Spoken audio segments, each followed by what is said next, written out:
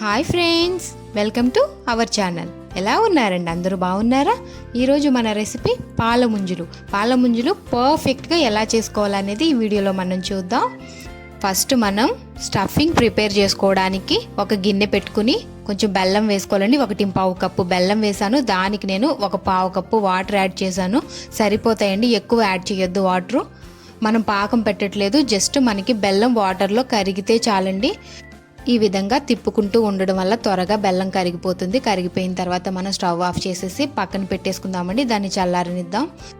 తర్వాత మనం ఒక గిన్నె పెట్టుకుని 1 స్పూన్ నెయ్యి వేసుకుని కొబ్బరి తురుము, ముందుగా మనం తురిమి పెట్టుకున్న 1 కప్పు కొబ్బరి తురుముని ఎందులో వేసుకుని లైట్గా ఫ్రై చేసుకోవాలండి. పచ్చివాసన పోయేదాకా వేయించుకుంటే సరిపోతుంది. జస్ట్ 1 మినిట్ అండి, అంతే.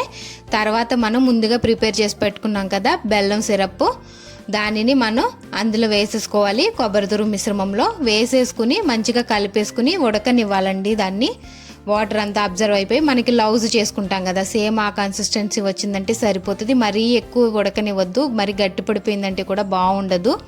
అది కొంచెం చూసారు కదా, ఈ విధంగా ఉడికితే సరిపోతుంది. ఇప్పుడు మనం కొంచెం ఇలాచి పొడి యాడ్ చేసుకుని, యాలకుల పొడి అండి, యాలకుల పొడి యాడ్ చేసుకుని స్టవ్ ఆఫ్ చేసేసి చల్లారనిద్దాం. ఇప్పుడు మనం తోపు పిండి కోసం ఒక గిన్నె తీసుకొని దాంట్లోకి 1 గ్లాసు పాలు తీసుకుని 1/2 గ్లాసు బియ్యం పిండి తీసుకోవాలి. గ్లాసు పాలకి 1/2 గ్లాసు బియ్యం పిండి అండి, 1:2 రేషియో.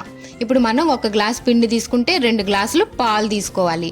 తర్వాత దాంట్లో కొంచెం ఉప్పు వేసుకుని బాగా ఉండలు లేకుండా చూసుకుంటా కలుపుకోవాలండి.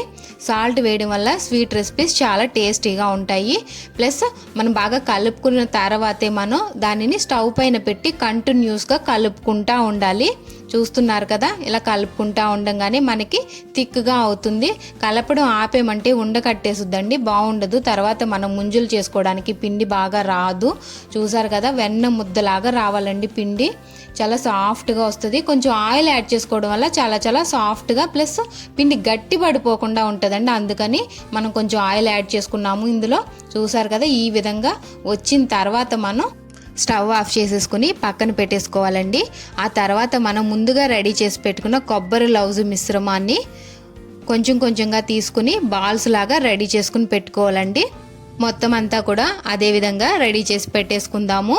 తర్వాత మనం ఒక గిన్నె పెట్టుకుని డీప్ ఫ్రైకి సరిపడగా ఆయిల్ వేసుకుని, ఆయిల్ వేడెక్కే లోపు మనం పాలముంజలు అనేది రెడీ చేసేసుకోవచ్చండి. ముందుగానే రెడీ చేసి పెట్టుకోకూడదు.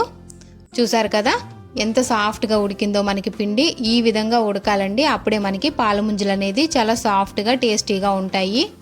చేతికి కొంచెం నెయ్యి రాసుకుని కొంచెంగా పిండి ముద్దని చేతిలోకి తీసుకుని రౌండ్గా బాల్ లాగా చుట్టుకుని ఈ చేతిలోకి మనం మంచిగా ప్రెస్ చేసుకోవాలి. చూస్తున్నారు కదా, ఈ విధంగా మనం ప్రెస్ చేసిన తర్వాత మనం ముందుగా రెడీ చేసి పెట్టుకున్న కొబ్బరి లౌజు మిశ్రమాన్ని అందులో పెట్టుకుని, కొబ్బరి లౌజు ఏ మాత్రం మనకి బయటకు కనిపించకుండా బాగా కవర్ చేసుకోవాలండి పిండి ముద్దతో.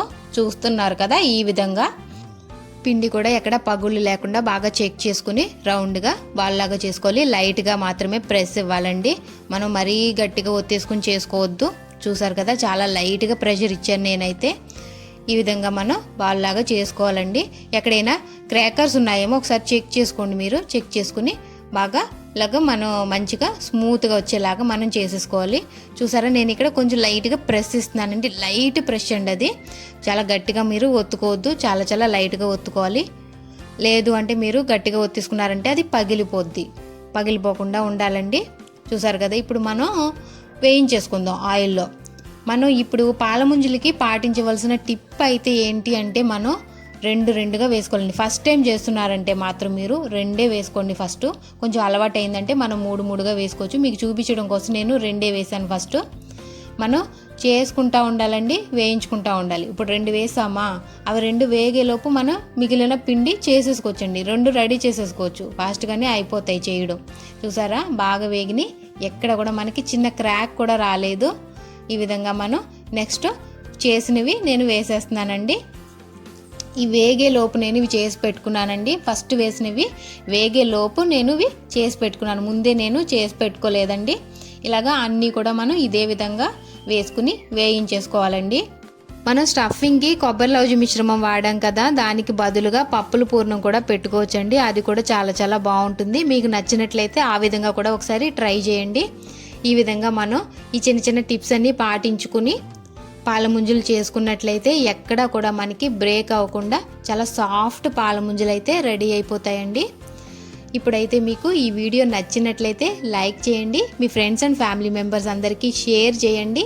నా ఛానల్ని ఫస్ట్ టైం చూస్తున్నట్లయితే సబ్స్క్రైబ్ చేసుకోండి ఫ్రెండ్స్. పక్కనే ఉన్న బెల్ ఐకాన్ని క్లిక్ చేయడం మర్చిపోవద్దు. దానివల్ల నేను ఏ కొత్త వీడియో పెట్టినా మీకు నోటిఫికేషన్ అనేది వచ్చేస్తుంది.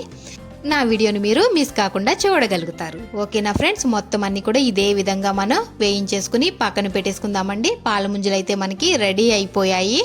చూసారు కదా, చాలా చాలా సాఫ్ట్ పాలముంజలు రెడీ అయిపోయాయి. మనకి శ్రావణ మాసం కూడా వచ్చేసింది కదా, మనకి శ్రావణ మంగళవారం శుక్రవారం అనుకుంటూ నైవేద్యాల హడావిడి కదా, ఇది కూడా ఒక నైవేద్యంగా మనం ప్రిపేర్ చేసుకోవచ్చండి. మరొక మంచి వీడియోతో మళ్ళీ కలుసుకుందాం. అంతవరకు బాయ్ ఫ్రెండ్స్.